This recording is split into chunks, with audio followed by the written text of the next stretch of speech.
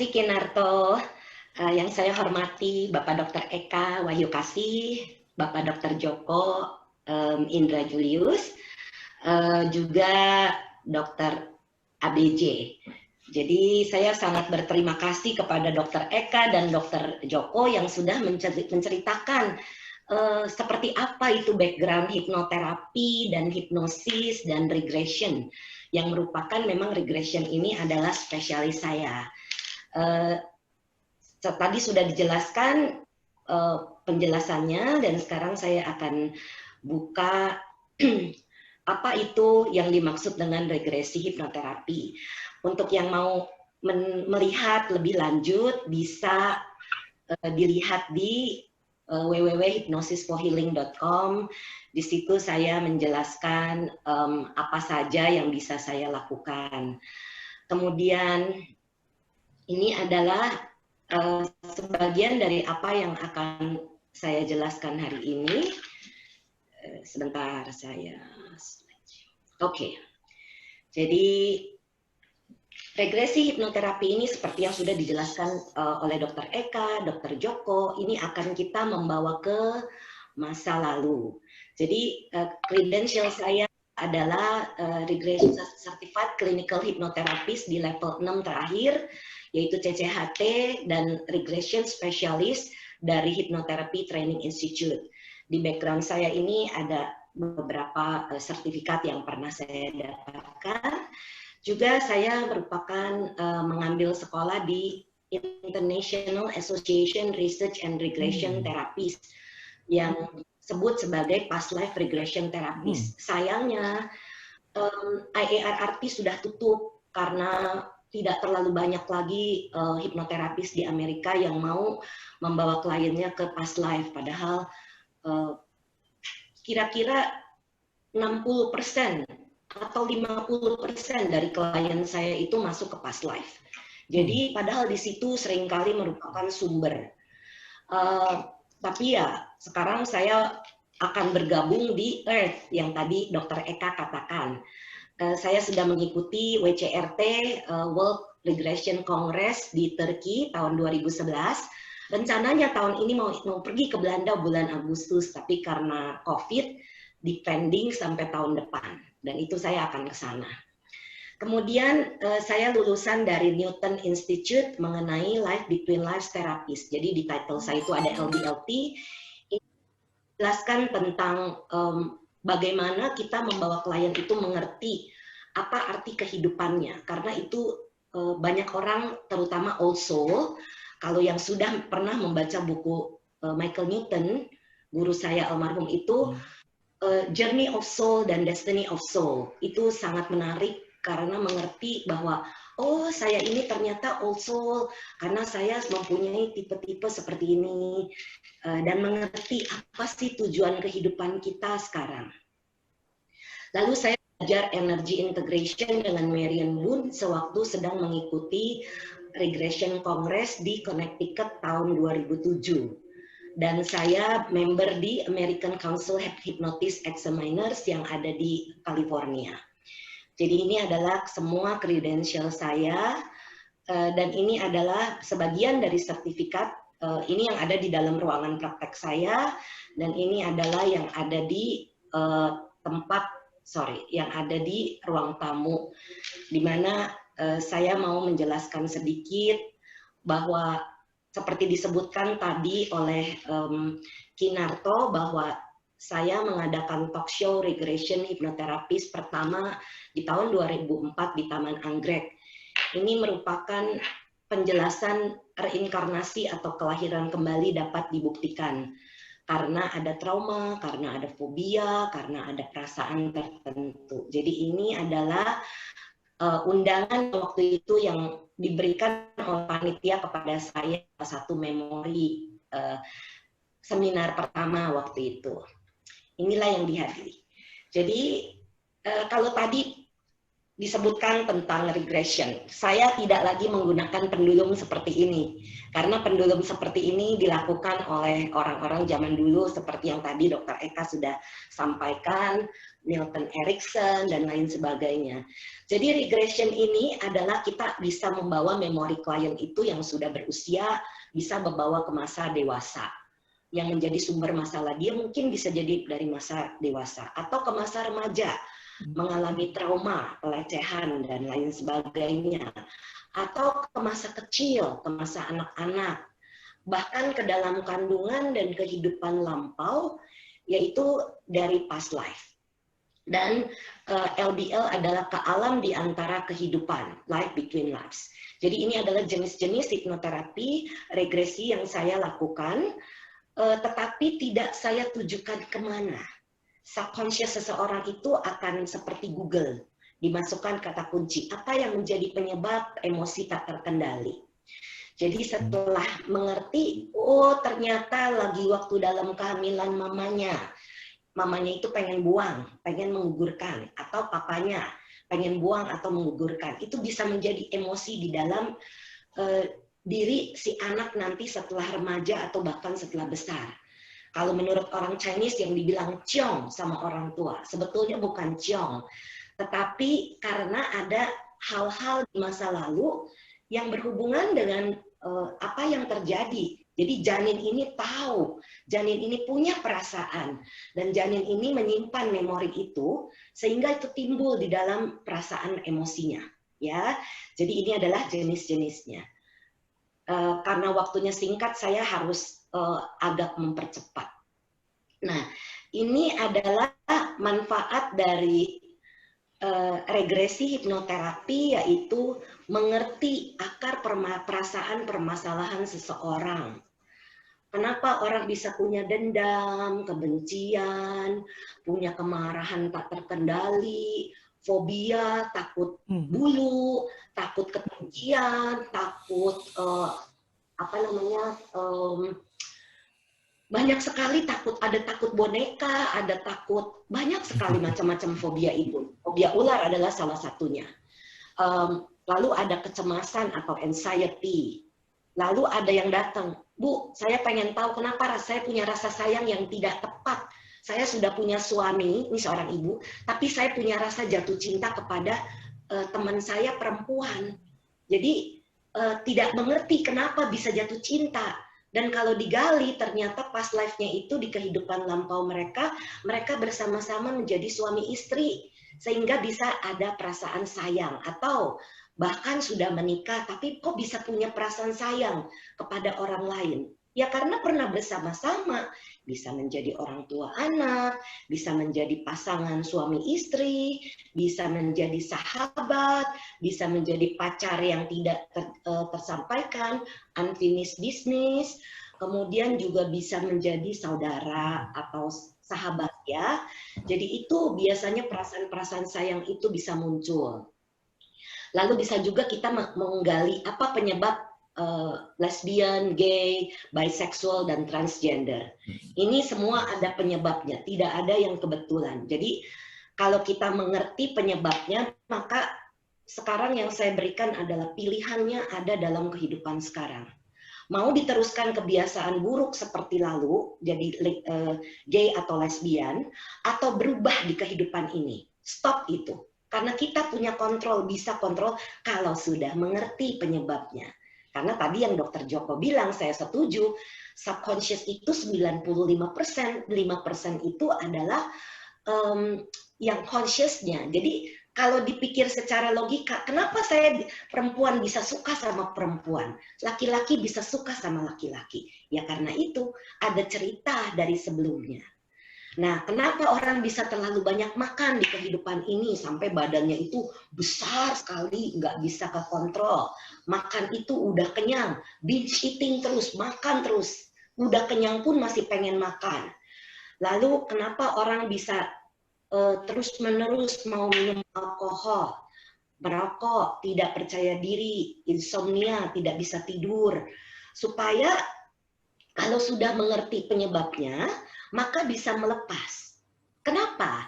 Karena ciri semua makhluk hidup itu adalah punya kemelekatan. Kalau itu menyenangkan jadi sweet memory, menyedihkan, menakutkan menjadi trauma. ya. Dan inilah yang dibawa-bawa terus dari masa-masa lampau. Nah, kalau kita tidak melepas di sini sekarang, maka itu akan terbawa terus di kehidupan mendatang. Nah, kemudian mendapatkan pengertian hukum karma, hukum sebab akibat, hukum tabur tuai, ada sebab maka ada akibat. Jadi ini akan bisa mengerti. Dan ini merupakan hukum alam. Hukum karma ini tidak hanya berlaku kepada orang yang percaya. Orang yang tidak percaya pun terkena kondisi dari hukum alam ini, hukum sebab akibat. Kalau kita berbuat baik, pasti hasilnya baik. Berbuat jahat, pasti mendapatkan hasil yang tidak baik. Ya, jadi kalau sudah mengerti hukum karma, kita jadi takut berbuat salah dan nggak mau melakukan kesalahan-kesalahan karena itu bisa terbawa terus. Nah, nanti sedikit saya bahas di slide berikut. Kemudian kita bisa mengerti kebiasaan dan kemampuan yang terbawa dari masa lalu. Mau tahu apa sih kemampuan yang dibawa? Kenapa orang bisa punya indera ketujuh, ya, bukan lagi indera keenam, tapi indera ketujuh. Punya kemampuan-kemampuan melihat makhluk atau mendengar suara makhluk dan lain sebagainya. Itu ada penyebab-penyebabnya. Kemudian mengerti arti mimpi berulang. Karena kalau mimpi itu terus-menerus, mimpi yang sama berulang-ulang, biasanya itu sudah pernah terjadi di masa lampau. Nah, masa lampau itu yang tadi saya jelaskan salah satu bisa dari masa bayi, bisa dari masa kehamilan di dalam kandungan, bisa datang dari past life, kehidupan lampau. Kemudian mengenal soulmate atau jodoh kita. Harus dipahami bahwa soulmate kita tidak cuma satu. Jadi kita harus bisa menyadari bahwa, oh, saya kenapa bisa sayang sama seseorang? Ya memang bisa jadi dia pernah jadi pasangan kita dulu. Tapi apakah kita mau menikahi semua pasangan dan jodoh kita dulu? Kan enggak. Jadi kita sekarang ini punya kontrol jadinya karena sudah mengerti, ya.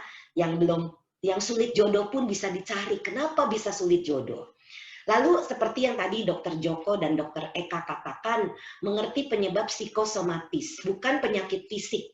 Kalau saya ada orang punya psikosomatis, misalnya GERD, asam lambung yang berulang, saya selalu tanya, sudah ke dokter minum obat dulu? Karena saya bukan medical doctor, saya tidak boleh memberikan resep obat. Harus dokter. Saya bukan dokter sekali lagi. Jadi saya selalu mengacu dulu kepada medis. Kalau medis sudah tidak bisa tertangani, baru saya tangani, kita cari penyebabnya kenapa. Begitu.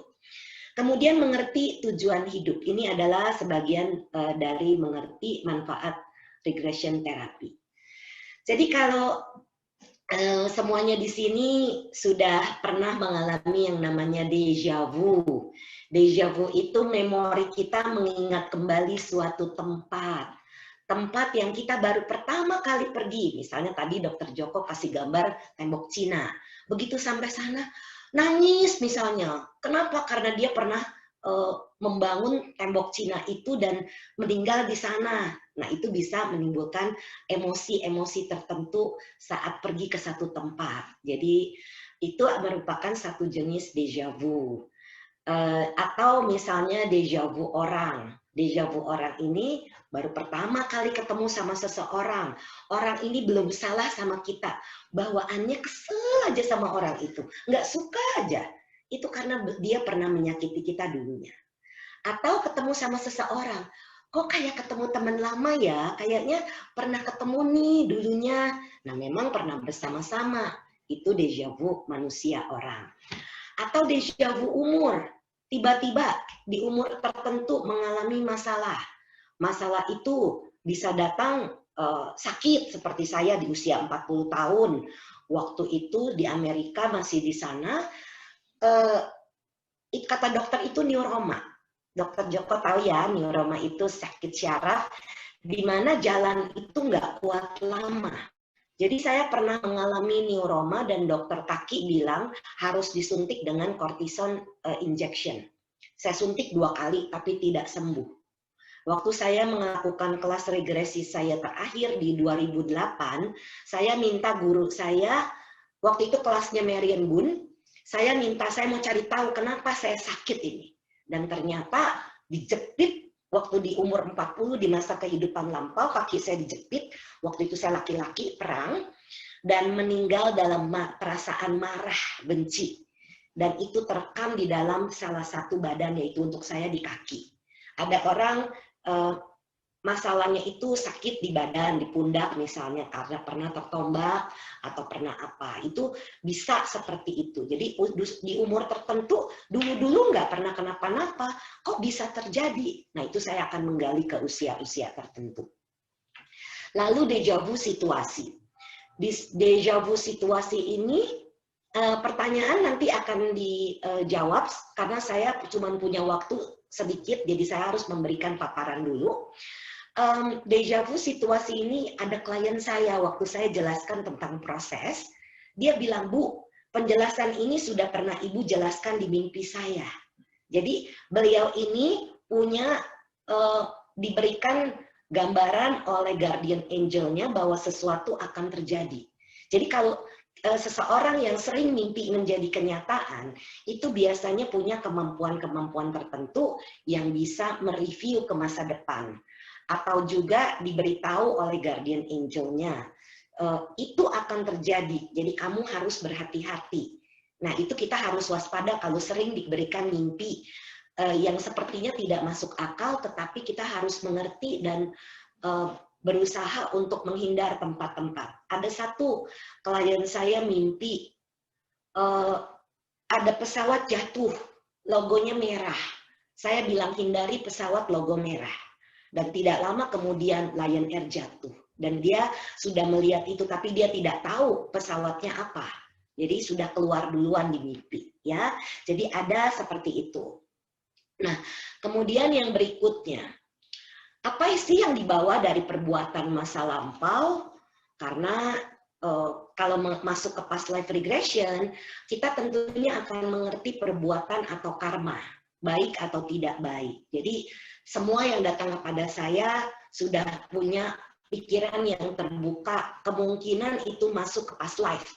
Kemungkinan, tidak selalu ke past life ya. Tapi kalau mau mengerti apa hubungan seseorang dengan kita yang punya perasaan tertentu, itu harus digali memang ke past life. Kemudian ada kemiripan wajah, nanti saya bahas sebentar.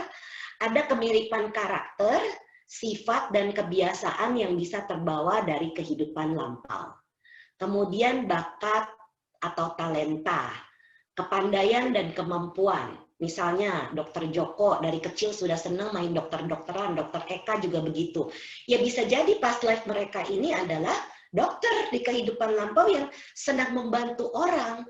Mereka ini adalah orang-orang yang dalam jiwa hatinya itu baik, mau nolong orang, makanya punya sekarang ini mereka kembali membawa kemampuan-kemampuan ini. Saya tidak ragu kalau mereka itu dulunya adalah dokter, ya. Jadi itu bakat dan kemampuan ini, kepandaian ini terbawa dari masa lampau. Kemudian ada perasaan yang positif dan negatif, malas lah, kemudian suka marah-marah. Itu juga merupakan hal-hal yang negatif, atau senang memberi, senang berbagi. Nah, itu adalah sesuatu yang baik. Lalu kita belajar dari kehidupan kesalahan masa lampau. Karena kita tidak mengerti ada kehidupan lain, kita bisa melakukan banyak kesalahan di kehidupan kita. Dan kalau kita sudah tahu, nggak perlu takut, kita perbaiki dalam kehidupan ini. Misalnya, dulu suka minum alkohol, nah kita stop sekarang, jangan dilanjutkan, karena alkohol itu bisa menyebabkan kewaspadaan kita jadi lemah, jadi tumpul, jadi bisa melakukan hal-hal yang tidak baik. Contohnya salah satunya. Jadi seperti itu. Nah, ini adalah buku Born Again, di mana buku Born Again yang saya membawa buku ini ke Indonesia. Aslinya ini bukunya yang sebelah kiri yang warna putih, aslinya dalam bahasa Inggris yang tebalnya seperti ini. Ini karangan Dr. Walter Samkio. Buku ini kemudian saya bawa ke Indonesia, jadilah yang merah cetakannya, tebalnya seperti ini. Jadi kalau bahasa Inggrisnya setebal ini, bahasa Indonesianya setebal yang merah, ya, jadi lebih tebal. Dan ini merupakan buku yang laris, jadi dicetak ulang dalam menjadi buku yang putih ini dan habis. Tapi sekarang di luaran sudah tidak ada lagi, jadi silakan bisa diunduh gratis, boleh di screen screen ini boleh difoto, nanti mencari buku ini supaya bisa mendapatkan pengertian bahwa kenapa saya mau bawa buku ini ke Indonesia. Untuk supaya tidak ada perang. Karena kita pernah bisa menjadi orang apa aja. Dalam kehidupan ini saya Buddhis dari kecil. Tapi di kehidupan lampau saya pernah jadi Muslim, saya pernah jadi orang Katolik, saya pernah jadi orang Kristen, saya pernah orang lahir di American Indian yang merupakan tidak punya agama di sana, bisa apapun. Kalau kita tahu bahwa kita pernah jadi agama apapun, maka kita tidak akan perang. Itu misi saya, membawa buku ini ke Indonesia supaya dimengerti bahwa kita jangan perang saudara, apalagi perang agama. Ya, nah ini adalah sedikit contoh kasus. Waktu saya tidak banyak, saya tidak jelaskan tentang Anne Frank, nanti ada di buku itu. Tapi saya mau bawa contoh kasus tentang Walter Sankyo. Inilah pengarang buku Born Again, yang merupakan dulunya adalah John Adams. Ini kenapa saya mau jelaskan? Karena Walter dengan George itu adalah kakak adik di kehidupan lampau dan di kehidupan sekarang. Dan dulunya mereka juga sebagai John Adams, waktu Walter jadi John Adams dan John George menjadi Peter Adams, mereka juga saudara. Jadi sama-sama. Nah itu kembali lagi ke dalam kehidupan sekarang, bersama-sama menjadi kakak adik. Nah itu biasa. Sudah tidak heran kalau kita mengerti bahwa keluarga kita ini yang bersama-sama kita ini seringkali merupakan keluarga kita di masa-masa lampau, ya, pasangan, suami istri, anak, orang tua dan lain sebagainya. Jadi ini adalah pengarang Born Again yang pernah datang ke Indonesia. Kita pernah tur buku tahun 2009 waktu saya baru pulang for good ke Indonesia. Dan ini John Garden, saya ketemu dengan Jeff Keane. Jeff Keane ini dalam kehidupan sekarang dia merupakan bekerja sebagai firefighter. Dulu di kehidupan lampaunya dia bernama John Garden. John Garden ini merupakan jenderal perang. Jadi waktu Jeff Keane datang ke Antietam, tempat John Garden meninggal, dia menangis sejadi-jadinya. Jadi kalau kita pernah meninggal di satu tempat dan kematian itu bukan kematian wajar, kita bisa menangis. Saya pun pernah punya deja vu seperti itu. Jadi kasus ini tidak akan saya bahas, cuma satu hal yang penting adalah tentang Michael Jackson. Sayangnya Michael Jackson sudah keburu almarhum. Dia itu dulunya pernah juga menjadi Emperor of Entertainers. Jadi pernah jadi orang kulit putih. Kita semua tahu Michael Jackson di kehidupan ini berkulit hitam, tapi dia pengen sekali punya keinginan untuk jadi orang kulit putih. Kenapa? Karena dulunya dia pernah jadi orang kulit putih. Tetapi kalau dia tidak mengerti, itu terus yang dia mau. Jadi dia mencari-cari sampai suntik-suntik segala macam. Yang sebetulnya tidak perlu. Kalau kita sudah tahu, kita bisa menerima keadaan kita. Kenapa saya jadi perempuan? Saya tahu kenapa saya jadi perempuan. Seperti itu. Ya. Nah ini cerita yang unik sekali tentang James Leininger dan James Houston. Jadi waktu James Leininger masih kecil, baru 2 tahunan, dia senang sekali melihat pesawat. Dari kecil, dari mungkin 1 tahunan. Begitu dia masuk pesawat, bisa bicara, dia bilang, pesawat saya jatuh, ditembak orang kecil. Waktu itu orang kecilnya adalah orang Jepang. Jadi dia mati di Daytona Beach itu. Kemudian ini ada di YouTube, kalau mau dicari masih ada cerita tentang James Leininger dan James Houston. Kemiripan wajahnya pun jelas, ya. Jadi anak kecil, jadi ini yang saya bilang, memori itu bisa terbawa dari past life. Jadi anak kecil itu masuk ke dalam kokpit pesawat, tahu nih cara nyalain pesawat ini begini. Kalau saya nggak bisa karena saya belum pernah jadi pilot pesawat. Saya bisa naik pesawat. Nah, tapi si James Leininger waktu kecil itu bisa, dia tahu semua peralatan di dalam kokpit. Ini amazing memang. Tapi semua itu datang dari memori. Dan biasanya memori anak-anak di bawah 10 tahun itu masih terbawa dari kehidupan lampau mereka. Nah, ini yang saya mau cerita. Ini ada orang Indonesia, Bapak Handaka Wijananda. Beliau adalah ketua Hipasiko Foundation, di mana dulunya beliau bernama Henry Opukahaya. Henry Opukahaya di kehidupan lampau di Hawaii itu, beliau merupakan seorang misionaris, orang Katolik, pendeta jadinya, dan beliau menerjemahkan bahasa Latin ke dalam bahasa Hawaii. Jadi sangat berjasa Henry Opukahaya ini.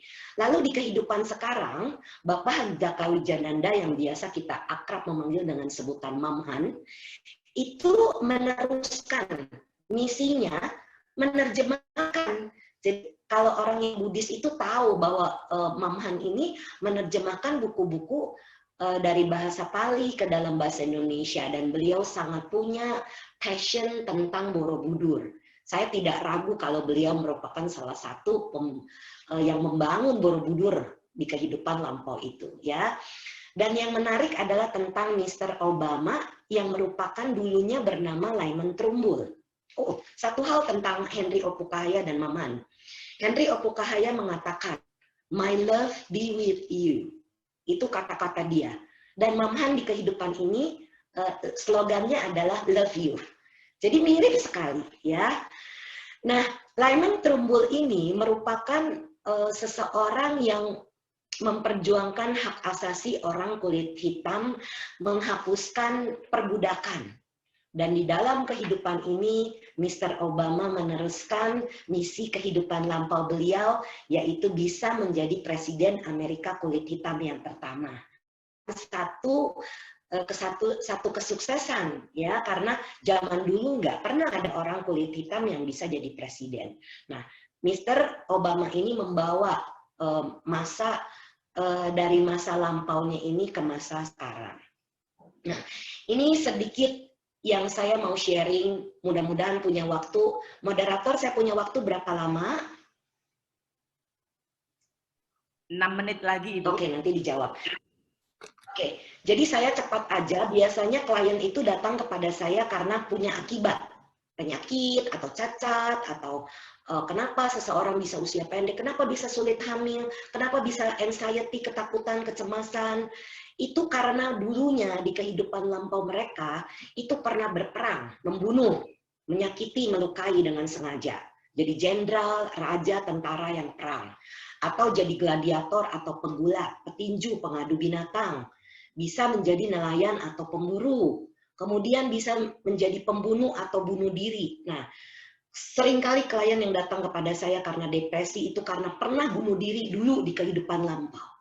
Dan biasanya dari kehidupan lampau dia bunuh diri, pasti dia masuk ke alam menderita. Entah itu masuk ke dalam alam neraka itu ternyata ada. Alam binatang, alam hantu, gentayangan, atau alam jin, itu bisa masuk ke dalam alam-alam menderita. Kalau saya sudah bertanya, masih mau nggak bunuh diri? No, 1.000.000% jawabnya tidak. Karena sudah tahu bahwa alam menderita itu sangat tidak nyaman. Jadi tolong yang depresi mencari bantuan ke dokter untuk bisa mencari bantuan supaya apa? Supaya tidak depresi, banyak minum vitamin C, D3, dan lain sebagainya. Yang pergi ke dokter Joko deh. Nanti beliau bisa membantu. Nanti kalau masih punya depresi lagi, baru mencari saya. Kita cari kenapa penyebabnya. Lalu menggugurkan kandungan pun ini termasuk membunuh atau melukai.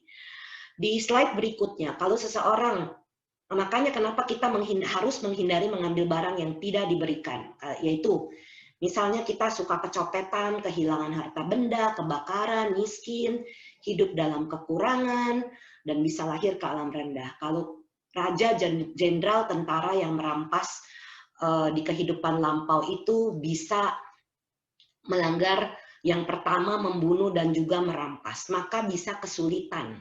Mau deal batal terus. Jadi real estate agent nggak jadi. Mau tawarin asuransi kok nggak bisa-bisa karena pernah perang.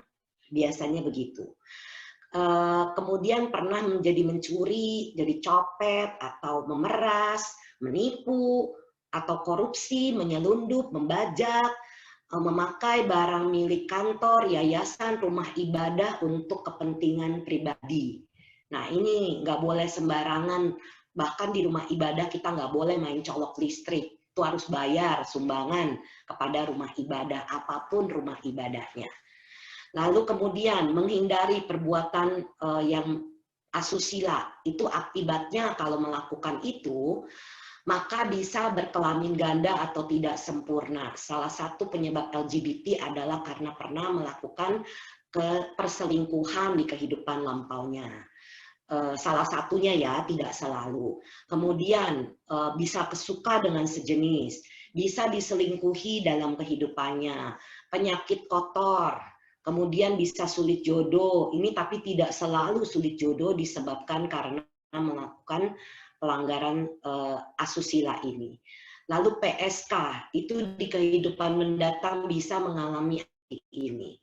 Kemudian memperkosa orang, memaksa, itu pun bisa mendapatkan akibat seperti ini. Nah, ini semua ada pula kita harus menghindari kebohongan, memecah belah ucapan kasar. Apa yang saya paparkan di sini semua dari pengalaman saya bersama para klien saya setelah berbelas-belas tahun menggali memori mereka. Kalau kita suka bohong, maka kita tidak dipercaya. Dan misalnya kita melakukan kesalahan ini, gosip, suka fitnah, suka marah, bohong, adu domba, memecah belah. Ucapan kita suka kasar, memaki, menghina, menipu. Maka kita bisa juga difitnah dalam kehidupan ini. Kita bisa dibenci. Kita bisa mulutnya bau. Ya, kadang-kadang mulut bau itu belum tentu karena itu, tapi giginya ada yang rusak. Tapi jadi harus pergi ke dokter gigi, ya. Tetapi bisa itu salah satu akibatnya karena suka ngomongin orang, tuh bisa mulutnya bau. Atau buruk rupa, bicaranya tidak jelas, yang sengau bicaranya. Nah, itu juga akibat karena melakukan kesalahan-kesalahan ini. Kemudian, menghindari narkoba dan alkohol. Jadi kalau seseorang di kehidupan lampau jadi raja, jenderal, atau tentara itu yang membunuh, kemudian mereka itu sebetulnya tidak mau membunuh, tetapi karena itu tuntutan pekerjaan, mau nggak mau mereka lakukan itu. Bagaimana cara mereka berusaha melupakan? Mereka minum-minum alkohol sampai mabok-mabokan. Dan ada yang bilang karena kesombongan status bisa minum alkohol itu bergengsi. Menurut saya sama sekali tidak. Karena saya pernah ya, oke. Dan ini bisa mengakibatkan ini. Dan ini adalah akibat dari kita menjaga kemoralan kita. Semua agama mengajarkan sama. Itu yang kita sebut sebagai sila. Jadi ini adalah kita bisa tidurnya nyenyak salah satunya, terlindung dari bahaya. Kemudian menyenangkan dipercaya orang. Ya, jadi ini adalah, saya tidak sempat lagi membahas ini, tapi ini ada buku saya mengenai memori janin dan dampak setelah lahir. Karena ini adalah buku yang saya tulis berdasarkan pengalaman dengan para klien. Jadi ini harganya 50.000, bisa pesan, kalau ada yang mau pesan silakan. Dengan menyebutkan info nama dan alamat lengkap, nanti tinggal transfer. Jadi bisa seperti itu. Ini adalah website saya, hypnosisforhealing.com. Kemudian akan ada dalam bahasa Inggris dan dalam bahasa Indonesia. Dan ini adalah informasi bagaimana bertemu dengan saya, harus dengan appointment dengan Stephanie. Dan kalau mau appointment dengan saya ya tentunya bayar, ya, jadi bukan gratis. Saya cuma mau kasih lihat. Tadi Dr. Eka ada menyebutkan tentang hormon McGill. Ini saya pernah waktu terakhir sekolah di Hypnotherapy Training Institute, di kelas keempat kalau saya tidak salah ingat, itu saya pernah berfoto bersama beliau, bersama para guru saya. Ini adalah Marley Mulder, ini adalah Randall Churchill. Dan saya juga pernah mengikuti WCRT, World Congress for Regression Therapies, di tahun 2011. Ini adalah pesertanya. Jadi ini adalah semua. Jadi itu yang bisa saya sampaikan. Silakan kalau misalnya mau difoto ini boleh, bisa follow YouTube saya dan Instagram saya brenda.ie.mcrae. Itu biasanya kalau saya ada informasi seminar atau apa, saya suka posting.